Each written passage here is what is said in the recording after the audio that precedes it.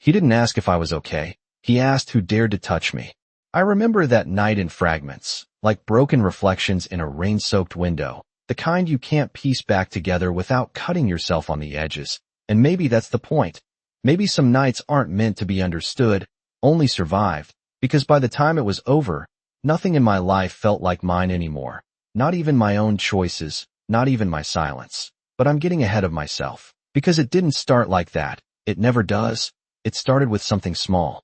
Something ordinary, the kind of night that should have disappeared into memory without leaving a mark. I was halfway through a double shift at a downtown restaurant, the kind with dim lights and overpriced wine, my feet aching inside cheap black flats, my apron dusted with flour and exhaustion.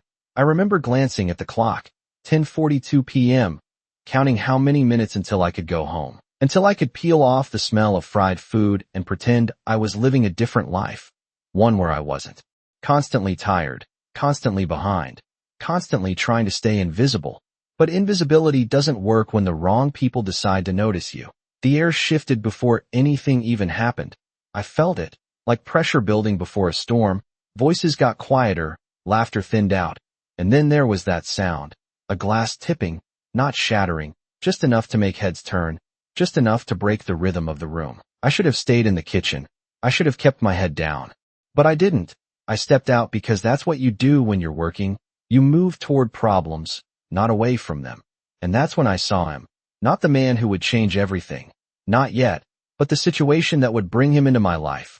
A table near the back. Tension coiled tight between three men who didn't belong in a place like this. Their suits too sharp. Their eyes too still. Like they weren't here to eat. Like they were waiting for something. Or someone. I told myself it. Wasn't my business. I told myself to walk away. But one of them stood too fast. His chair scraping against the floor. And suddenly every instinct in my body lit up, the kind that doesn't come from logic but from survival, the kind that whispers run before you even know why. But I didn't run, I froze, because that's what I've always done, freeze and hope the moment passes, except this time, it didn't. The man's voice cut through the room, low but sharp enough to slice through every conversation, and I realized I was too close, way too close. My hand still wrapped around the edge of a tray I didn't remember picking up, and then, before I could step back, before I could disappear like I should have, the world tilted, not physically, but in that strange, silent way where everything slows down just enough for you to feel it changing, like gravity shifting under your feet. And that's when he walked in, not rushed, not loud, just present, like the room had been waiting for him without realizing it. I didn't know his name. Didn't know who he was, but I knew, instantly, that everything had just become something else, something bigger than a late shift or a bad night. The way people moved around him, the way conversations stopped mid-sentence, the way even the air seemed to hold its breath. It wasn't fear exactly, not the kind you panic from. It was something colder, something controlled, like respect wrapped in silence. He didn't look at anyone else at first, just walked straight forward, measured steps, precise. Like he already knew where everything was, like he didn't need to search. And then his eyes found me, and I swear, I forgot how to breathe. Not because he was intimidating, though. Not because he was handsome, though that would have been easier to explain, but because it felt like being seen in a way that stripped everything else away, like he wasn't looking at who I pretended to be, but at something underneath it, something I didn't even want to acknowledge myself. I should have looked away. Any normal person would have, but I couldn't. And then he spoke, not loudly, not aggressively, just enough to reach me through the noise that no longer existed. And somehow, impossibly, it felt like the question wasn't just about the moment. It was about everything that had led me here, everything that would come after, everything I thought I could still control. Who touched you? I did not answer him right away, not because I did not hear him, but because my brain could not catch up to the moment, like everything inside me had stalled at once. His words echoing in a space that suddenly felt too quiet, too focused, too aware of me standing there with a tray I was still gripping too tightly, my fingers trembling just enough to betray me. And for a second I considered lying, saying nothing happened, saying I was fine the way I had trained myself to say 100 times before, but something about the way he looked at me made that impossible, not because he was forcing me, but because it felt like he already knew the answer and was just waiting to hear if I would admit it. I am fine, I finally said, the words coming out softer than I intended, smaller, like they did not belong in a room that had gone completely still, and I hated that. Hated how weak it sounded, how predictable, how easy it would be to dismiss. But he did not dismiss it. He did not even react the way people usually do when they hear something they know is not true. He just watched me, his gaze steady, calculating, not cold exactly, but controlled in a way that made it clear he was deciding something that did not involve asking for my permission. The man at the table shifted, muttering something under his breath, trying to reclaim attention, trying to make this moment about him again. But it did not work, because whatever authority he thought he had dissolved the second this man walked into the room, I saw it in the way. The manager suddenly appeared at the edge of the dining area, his posture stiff, his eyes avoiding direct contact, like he was waiting for instructions without daring to ask for them. And that was when it hit me. This was not just another customer. This was someone who did not need to raise his voice to be heard, someone who did not need to explain himself to be obeyed, and somehow, for reasons I did not understand, his attention was still locked on me. "You are not fine," he said quietly, not accusing, not questioning, just stating it like a fact that did not require debate, and my chest tightened because I had spent so long pretending that I almost believed it myself. Almost, but not in front of him, not under that kind of gaze. I shook my head slightly, trying to regain control, trying to pull the moment back into something normal, something manageable. "I just work here," I said, forcing a steadiness into my voice that I did not feel. "It is not a big deal." And for a fraction of a second, something shifted in his expression, not anger, not frustration, something sharper, something that felt like disappointment directed at the situation rather than at me. And then he turned, just slightly, not even fully facing the men at the table, but enough to acknowledge their presence, and whatever passed between them was silent, quick, and absolute. No raised voices, no dramatic gestures, just a look, a subtle nod from one of the men that felt less like agreement and more like surrender, like they understood something I did not, something that had already been decided without my involvement. And just like that, the tension that had been building snapped.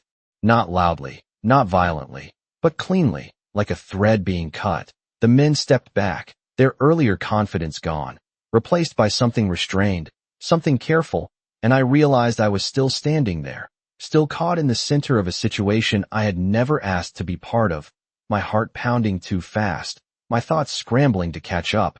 And then he looked back at me, not at the room, not at the others, just me again, like I was the only piece that still mattered in whatever calculation he was making. "What is your name?" he asked, and it should have been a simple question, something normal, something harmless, but it did not feel that way.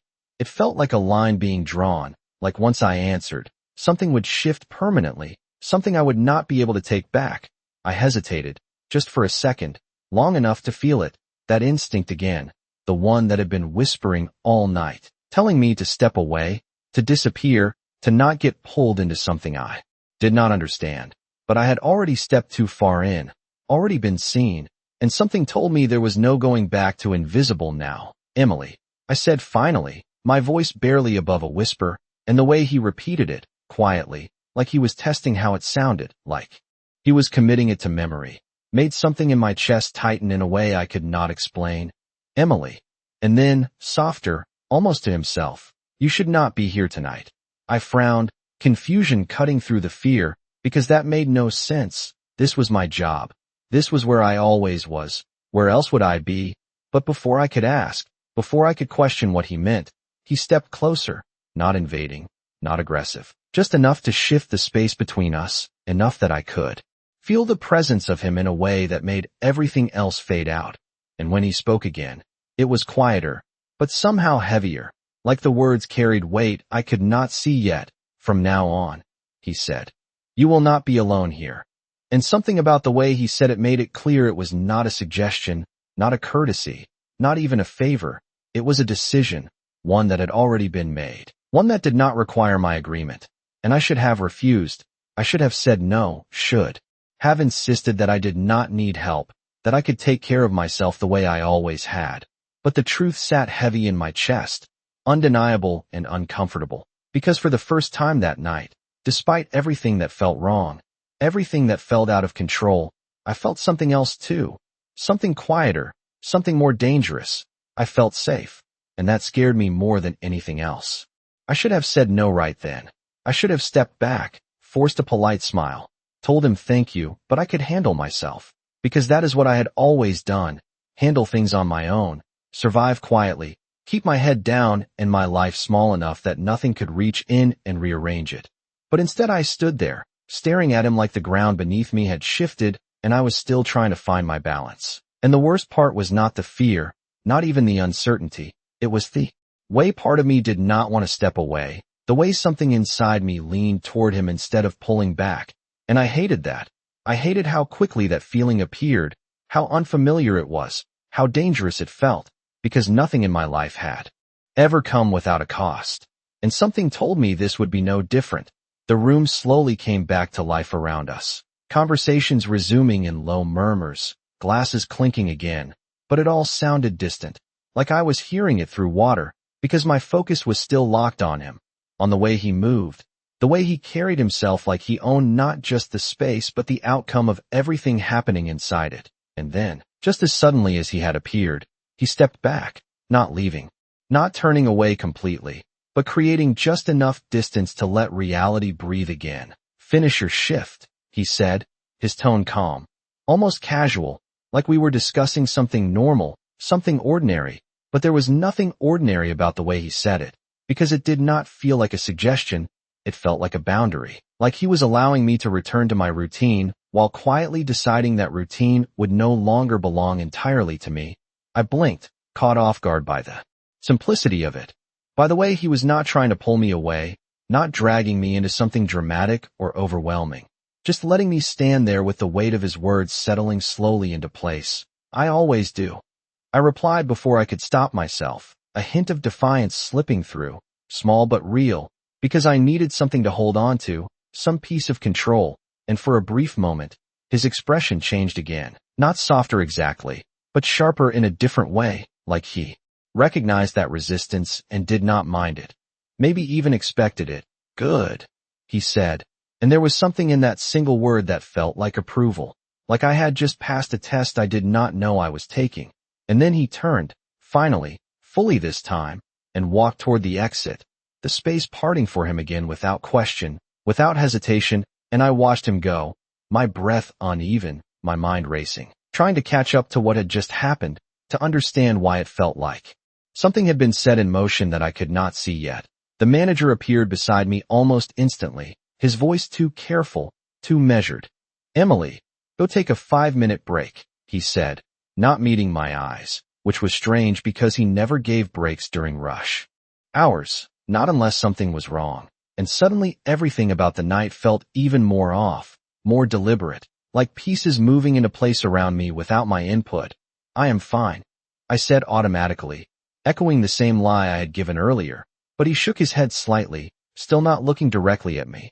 "Just go," he insisted quietly, and that was when I noticed it. 2 men I had never seen before standing near the entrance, not in uniform, not staff, but watching, not the room, not the customers, me, their attention subtle but unmistakable, and a chill ran through me because I understood, not fully, not completely, but enough to know this was not random.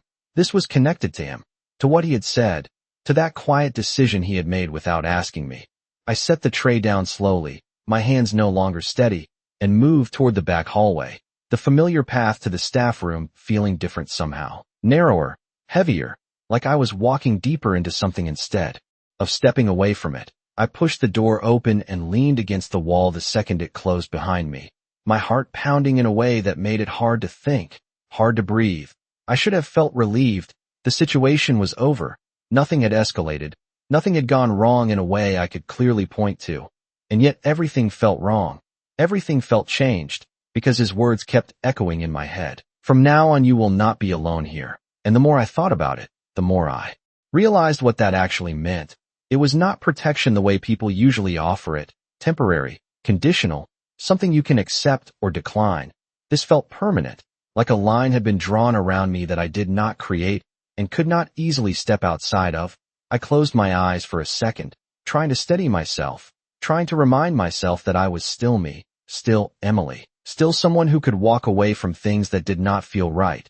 But even as I told myself that, doubt crept in, quiet and persistent, because the truth was, I had seen the way people reacted to him, the way the room had shifted, the way control seemed to follow him without effort, and I could not ignore the question forming in the back of my mind. Not anymore, not after tonight.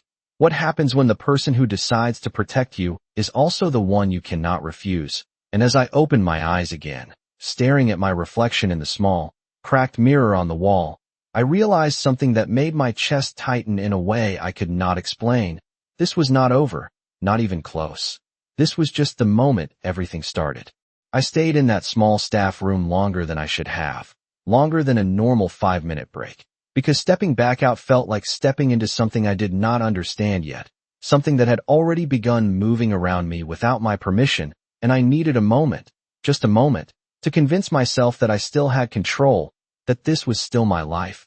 But even as I told myself that, the silence in the room felt different, heavier, like it was pressing in instead of giving me space. And when I finally pushed myself off the wall and walked back out, nothing looked the same. Not really. Everything was still in its place, the tables, the lights, the low hum of conversations, but I could feel it. The shift, subtle but undeniable, like I had crossed an invisible line and there was no clear way back. I picked up my tray again, forcing my hands to steady, forcing my expression into something neutral, something that did not invite questions, because the last thing I needed was attention. Not now. Not when I could feel eyes on me, even when I could not see them directly. I moved through the room on instinct, muscle memory carrying me from table to table, refilling glasses, taking orders, nodding at conversations I barely heard. But every few seconds, I caught it, that quiet awareness, that sense that I was not alone in the way I had always been before, and it was not comforting, not entirely. It was something else, something more complicated, because protection should feel simple. It should feel like relief. But this felt like being watched, like being accounted for, like my movements were no longer just mine, and I hated that I could not tell if that made me safer or just different.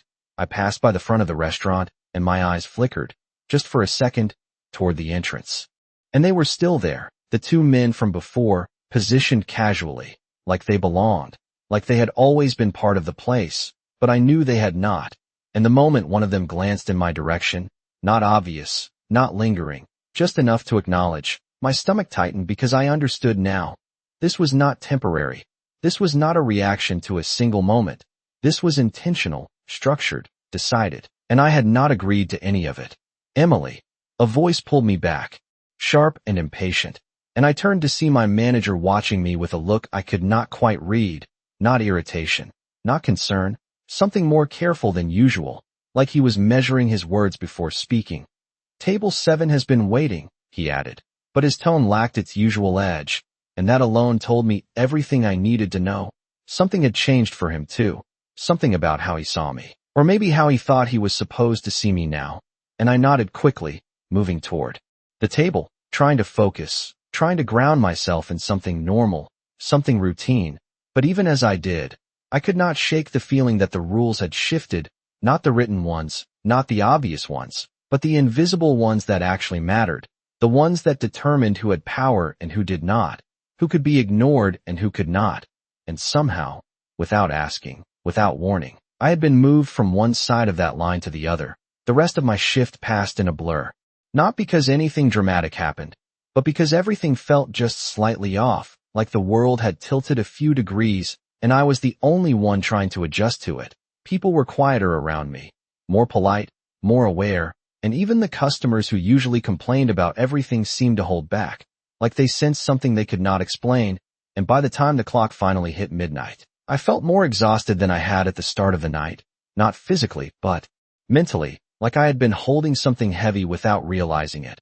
I clocked out quickly, avoiding unnecessary conversations, grabbing my bag from the back and heading toward the exit before I could second-guess myself. I just needed to go home, to step outside this space and remind myself that the rest of my life still existed, that I was not trapped inside whatever had started here tonight. But the moment I pushed the door open and stepped out into the cool night air, that illusion cracked, because they were there, not just one, not just passing by, but waiting, the same two men, positioned near the sidewalk, their presence calm, controlled, like they had nowhere else to be, like they had been expecting me, and my steps faltered before I could stop myself, my grip tightening on the strap of my bag, my mind racing through possibilities, through explanations, through ways to walk past them like this was normal, like I was not aware of what this meant. But one of them stepped forward just enough to close the distance, not blocking me, not threatening, just present. "Miss Carter," he said, his voice respectful, measured, and that made it worse somehow, because it confirmed everything I had been trying to deny. This was not coincidence. This was not temporary. This was planned, and my heart started pounding again. That same overwhelming rhythm from earlier, as I forced myself to meet his gaze, to stand still instead of stepping back, because if there was one thing I still had, it was the ability to face something head-on, even if I did not understand it yet. "I can get home on my own," I said, my voice steadier than I felt, clinging to that small piece of independence like it was something I could still protect. But the man did not argue, did not insist. He simply inclined his head slightly, as if acknowledging my words while quietly disregarding them at the same time. "Of course," he replied, calm, polite, and completely unmoved. "We are here to make sure you do." And something in my chest tightened, not fear exactly, not anger, something more complicated, because in that moment, standing under the dim streetlight with the city humming softly around me, I realized the truth I had been trying to avoid all night. This was not about a single act of help. This was not about a moment that would pass. This was something else entirely, something that had already settled into place around me, something that was not going to leave just because I wanted it to, and for the first time. Since this all started, I understood the real question I should have been asking, not why he saved me, but what it would cost me now that he had. I stood there for a second too long after he said that, long enough for the night air to feel colder against my skin, long enough for reality to settle in deeper than I wanted it to, because there was something about the way he said it, calm, certain, like this was already decided, that made arguing feel pointless before I even tried, and I hated that. I hated how quickly control seemed to slip through my fingers without anything obvious forcing it away.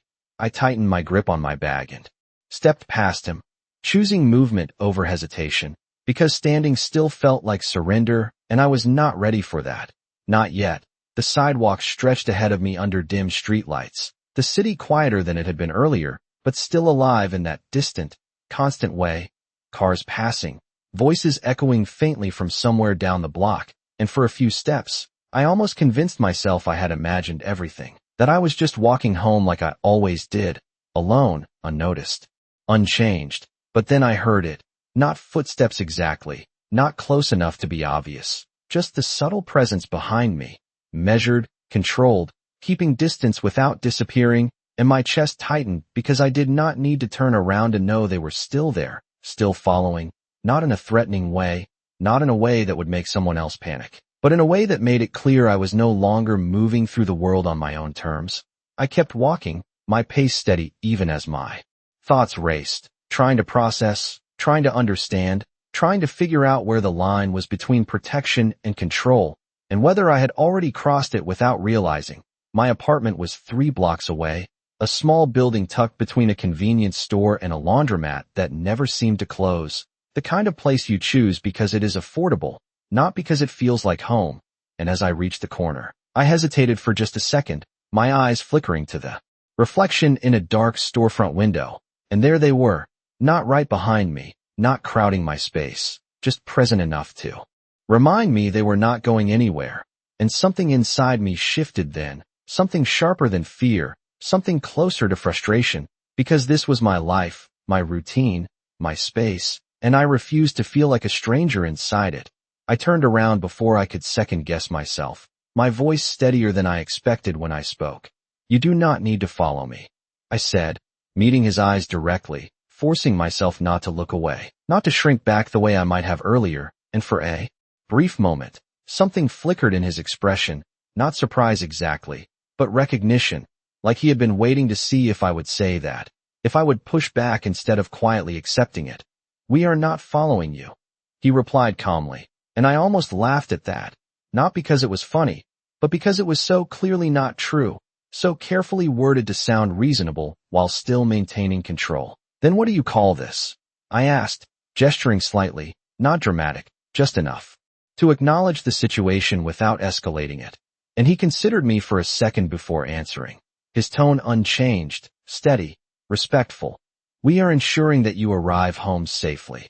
And there it was again, that same phrasing, that same calm certainty, like the outcome mattered more than my opinion about how it was achieved, and I exhaled slowly, trying to keep my frustration from turning into something less controlled, because reacting emotionally would not change anything.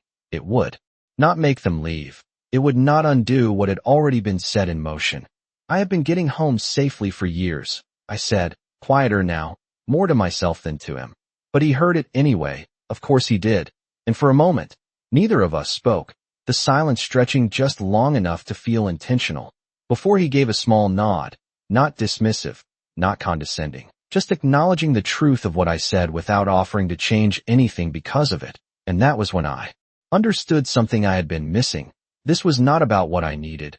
It was about what he had decided, what Adrian had decided, and the realization settled into my chest with a weight I could not ignore. I turned back around without another word and continued walking, my steps a little slower now, not because I was unsure, but because I was thinking, really thinking for the first time since this all started, about what it meant, about what came next, about whether this was something I could step away from or something that would follow me no matter what I chose. I reached my building and pulled my keys from my bag, the familiar motion grounding in a way nothing else had been tonight. And as I unlocked the door, I paused again, glancing back over my shoulder. The two men still there, still watching, still present, but not crossing the line into my space, not stepping closer, just waiting, like their job ended at the threshold and not a step beyond. And that detail mattered more than I expected, because it meant there were rules, boundaries, even if I did not understand them yet. I stepped inside quickly and closed the door behind me, the quiet of the hallway wrapping around me like a barrier, and for a second, just a second, I felt alone again, truly alone, but it did not last because, even as I leaned back against the door, my heart still racing, my mind still spinning, I knew, with a clarity that settled deep and refused to fade, that this was not over when I stepped inside. This was not something I could leave on the street outside. This had already followed me in, not physically, but in every way that mattered, in every thought, every question, every shift in the way I now saw my own life. And as I pushed myself away from the door and walked down the narrow hallway toward my apartment, one realization echoed louder than the rest. I was not just being protected, I was being claimed, and I had not decided yet if that was something I could accept or something I needed to fight. I did not sleep that night. Not really.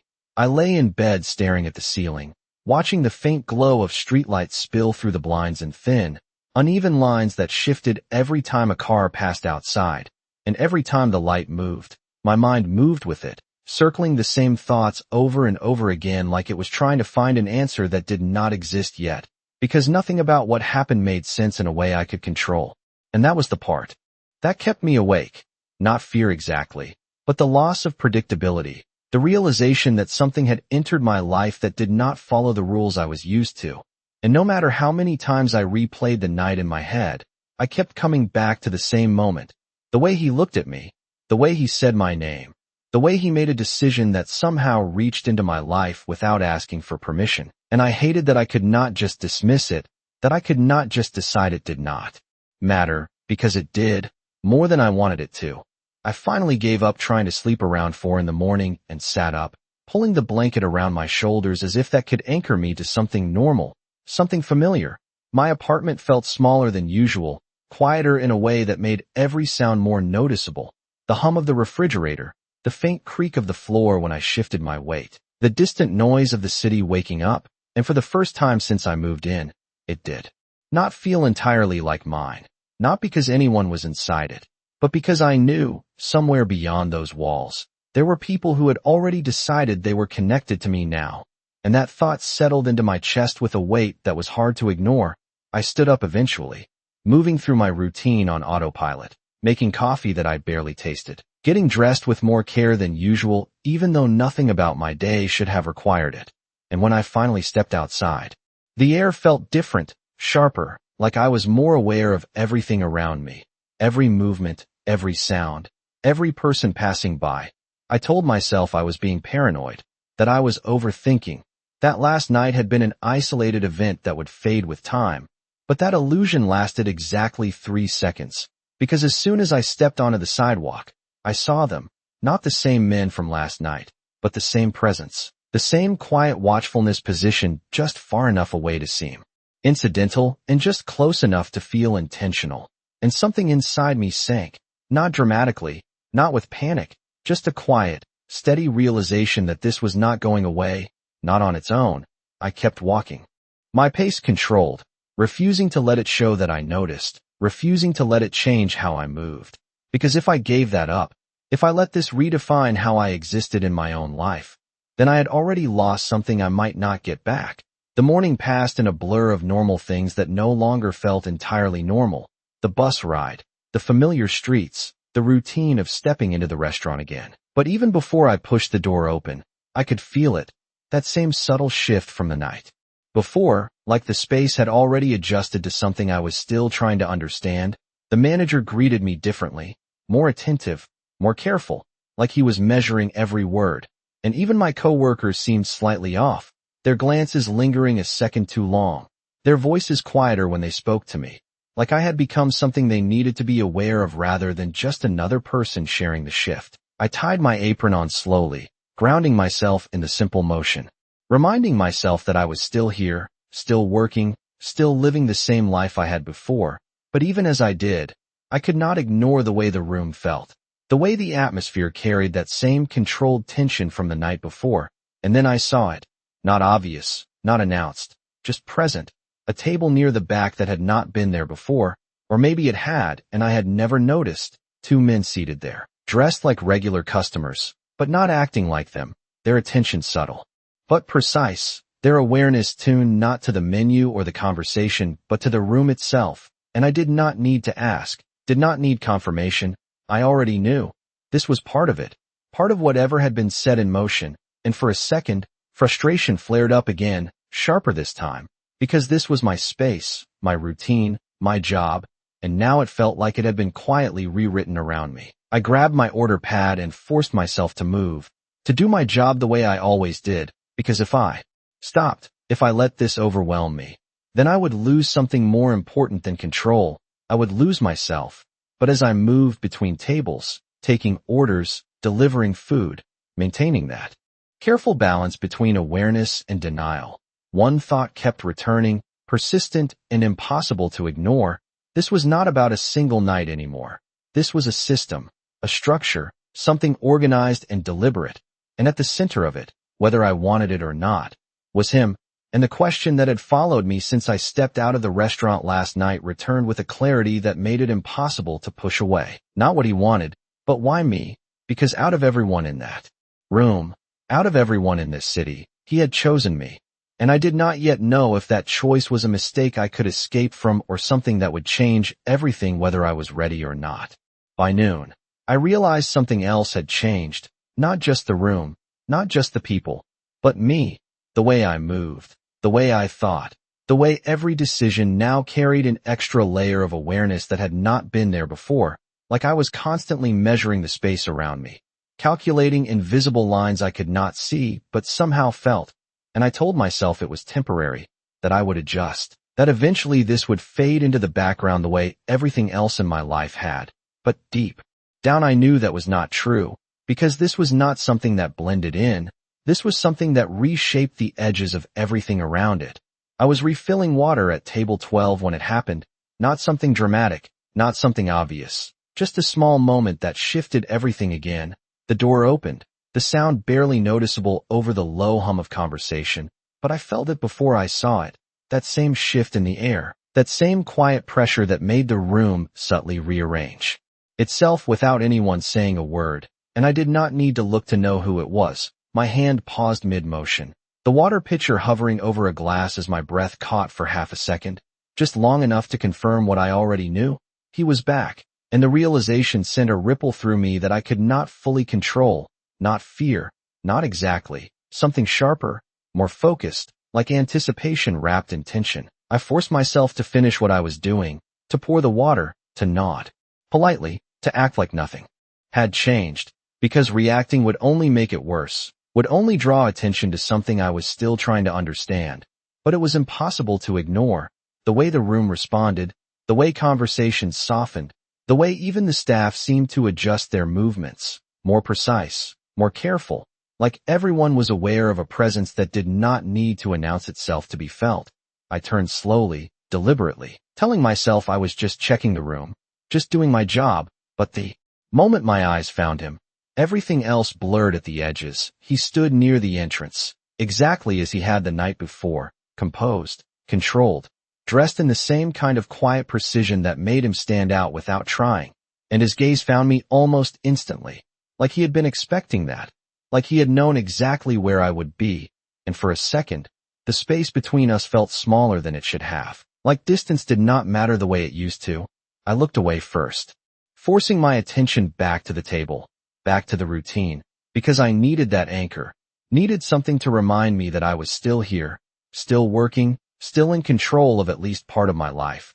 But it did not last, because within minutes, I felt it again, that quiet shift behind me, the subtle awareness of someone standing just close enough to change the air without touching it. And I turned before I could stop myself, my heart picking up pace as I met his eyes again, closer now, too. Close to pretend this was incidental. "You came back," I said, the words slipping out before I could filter them. And the moment they did, I realized how they sounded, not accusation, not question, something else, something that revealed more than I intended. And for the briefest moment, something flickered in his expression, something almost like recognition, like he understood exactly what I meant even if I did not fully understand it myself. "I do not leave things unfinished," he replied, his voice low, steady, carrying just enough weight to settle into the space between us without disturbing anything else. And that answer should have been simple, should have been easy to dismiss, but it was not, because I knew, without him needing to explain, that he was not talking about the restaurant, not about the night before. He was talking about me, about whatever decision he had made the moment he stepped into my life, and the realization tightened something in my chest, because it meant this was not temporary. This was not a passing moment. This was something he intended to follow through on, something deliberate, something controlled. "I am not something that needs to be finished," I said quietly, the words coming out steadier than I felt. And for a second, the world seemed to hold its breath, not because of what I said, but because I had said it at all, because I had pushed back instead of stepping aside. And his gaze sharpened slightly, not in anger, not in irritation, but in focus, like I had just become more interesting rather than less. "No," he said after a moment, his voice softer now, but somehow more certain. "You are not." And I felt a flicker of relief at that, small and fragile. But it did not last, because he stepped closer, just enough to close the distance in a way that felt intentional, measured, and when he spoke again, the words settled into me in a way I could not ignore. "But you are something that cannot be left unprotected." And there it was again, that same word, that same idea, repeated like it was the simplest truth in the world, like it did not need to be questioned, like it did not need my agreement to exist. And for a second, I did not know how to respond, because arguing felt useless, but accepting it felt like giving up something I was not ready to lose. And in that moment, standing there with the noise of the restaurant fading into the background, with his presence anchoring the space around me in a way I could not escape, I realized something that made everything feel heavier, more real, more permanent. This was no longer about what had happened. It was about what was going to happen next, and whether I was ready or not. I was already part of it. For a moment, I thought that was the end of it, that he would say what he needed to say and walk away again, leaving me with the same unanswered questions and that same quiet weight pressing against my thoughts. But he did not move, did not step back, did not release the space he had just taken, and that was when I realized something I had been avoiding until now. This was not about moments anymore. This was about presence, about the way he occupied a space and made everything else adjust around him without effort, including me. I exhaled slowly, trying to steady myself, trying to hold on to something that still felt like mine. You keep saying that, I said, my voice quieter now, but still holding its edge, protected like it is. Already decided. And his gaze did not waver, did not soften, but it did change, just slightly, like he was considering how much to say, how much I was ready to hear. It is, he answered simply, and that should have frustrated me more than it did, should have made me push back harder, but instead it settled into me in a way that felt disturbingly calm, like part of me had already started accepting the reality of it, even while the rest of me resisted. I shook my head, forcing that thought away. You do not get to decide that for me, I replied, and this time there was no hesitation in my voice, no uncertainty, just a clear line drawn in the only way I knew how. And for a second, just a second, something shifted in him again. Not anger, not irritation, something closer to acknowledgement, like he respected the resistance even if it did not change his decision. You think this is about choice, he said, his tone still calm, but carrying something heavier now, something that made the words land differently, and I frowned slightly, confusion mixing with the frustration that had been building all day. It should be, I said, because what else could it be? What else could justify this kind of control, this kind of presence in my life without my permission? But he shook his head once, slow, deliberate, like he was correcting something fundamental rather than arguing a point. It stopped being about choice the moment someone noticed you, he said, and the words hit differently than I expected, not dramatic, not threatening, just true in a way I could not immediately argue against. And that was when something clicked, something small but important, the men from last night, the tension in the room, the way everything had shifted before he even walked in. This had not started with him. It had started before that, with something I had been too focused, too distracted, or maybe too used to ignoring to fully recognize. You are saying this is not about you, I said slowly, trying to piece it together, trying to understand the logic behind something that still felt out of my control. And for the first time since he had walked in, his expression changed in a way I could actually read, not softer, but clearer, more direct. No, he said. And there was no hesitation in it, no ambiguity.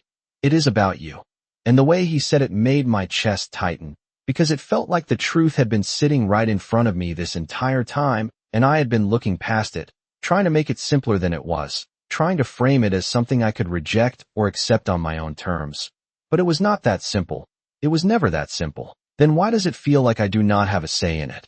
I asked, the question slipping out before I could stop it, more honest than I intended, more vulnerable than I was comfortable with. And for a second, the noise of the restaurant faded again, the clinking glasses, the quiet conversations, everything pulling back just enough to leave space for his answer.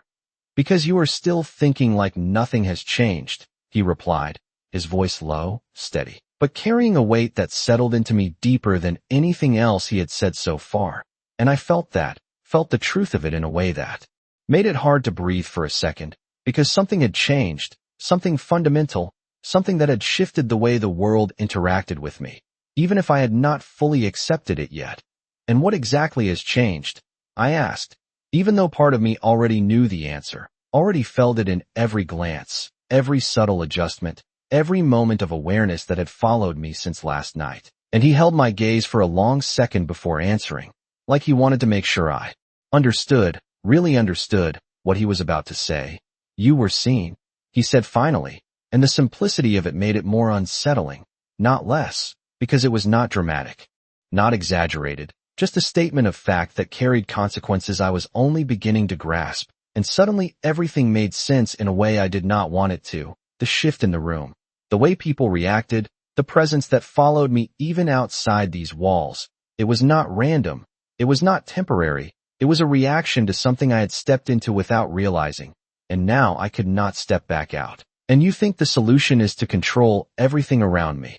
I said, my voice quieter now, not because I was backing down, but because I was thinking, really thinking about what this meant. And for the first time, he did not answer immediately, did not respond with the same certainty as before. Instead, he studied me for a moment, like he was deciding how much truth I could handle, how much I needed to hear. And when he finally spoke, his voice was softer, but no less certain. No, he said, I think the solution is to make sure no one else gets the chance to decide your Fate before you do. And something about that, something in the way he said it, shifted the weight of everything just enough to make me pause. Because for the first time, it did not sound like control. It sounded like something else entirely, something more complicated, something I was not ready to name yet. And as I stood there, caught between resistance and something dangerously close to understanding, I realized the line I had been standing on since this all began was starting to blur, and I was not sure which side I was on anymore. The words stayed with me long after he said them, echoing in a way that made it impossible to return to the version of the night I had been trying to hold on to, the simple version, the one where this was just an interruption, just a moment that would pass if I waited long enough. But that version was gone now, replaced by something sharper, something that demanded I see it clearly whether I wanted to or not. I looked at him differently then, not just as the man who stepped in at the right moment, not just as the presence that shifted everything around him, but as someone who understood the rules of a world I had accidentally stepped into without realizing it. And that realization made everything feel heavier, more real. So what happens now? I asked, my voice quieter than before but steadier, because if I was already part of this, then I needed to understand it, not avoid it, not pretend it was not happening, but face it the only way I knew how, directly. And for a second, he did not answer, his gaze holding mine like he was measuring something I could not see, something that went beyond the question itself, like he was deciding how much truth I was ready for. And when he finally spoke, his voice was calm, controlled, but carrying a weight that settled deeper than anything else he had said.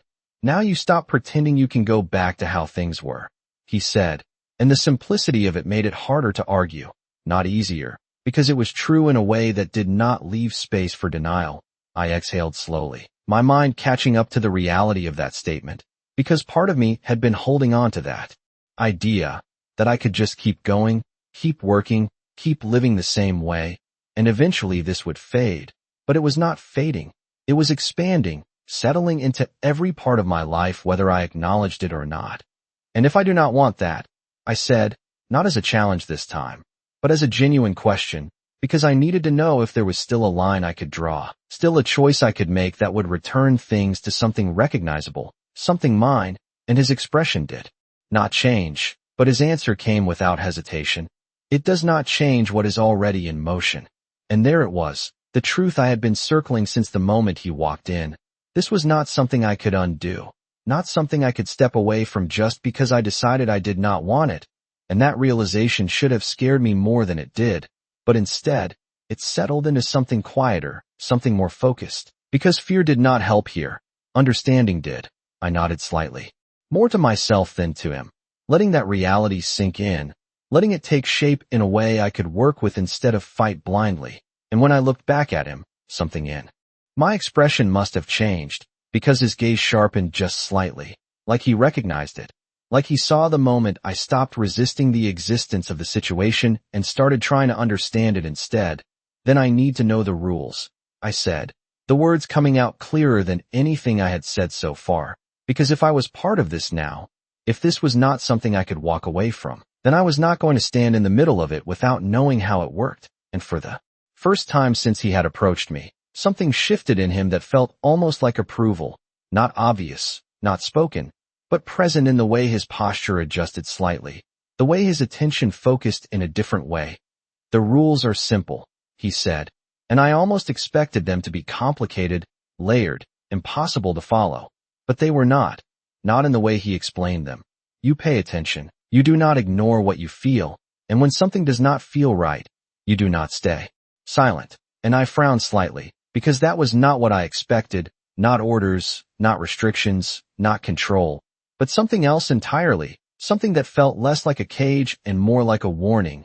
That does not sound like rules, I said quietly, and he tilted his head just slightly, like he had anticipated that response. It is the only rule that matters, he replied, and for a second, I did not know what to do with that, because it shifted everything again, reframed everything I had been trying to categorize as control into something more complex, something that did not fit neatly into the lines I had drawn in my head. And before I could respond, before I could ask anything else, he stepped back, just enough to create space again, just enough to return the moment to something less intense. Your shift is not over, he added, his tone returning to something more neutral, like the conversation had reached a point he was satisfied with. And I blinked, caught off guard by the sudden shift back to something normal, something routine, and for a second, I almost laughed at the contrast, because nothing about this felt normal anymore. Not even the idea of returning to work like nothing had changed, but I nodded anyway, because he was right. My shift was not over, my life was not paused, everything was still moving whether I was ready or not. And as he turned and walked away again, the space adjusting around him just like before, I stood there for a moment longer, letting everything settle, letting the weight of what had just happened find its place. And for the first time since this all started, I felt something different, not fear, not confusion, something steadier, something more deliberate, because I understood now that this was not just something happening to me. This was something I was inside of, something I could learn, something I could navigate if I stopped trying to pretend it was not real. And as I picked up my tray again and stepped back into the rhythm of the restaurant, one thought stayed with me, clearer than anything else. He did not just step into my life that night. He changed the way I had to live it, and whether I liked it or not. I was already learning how.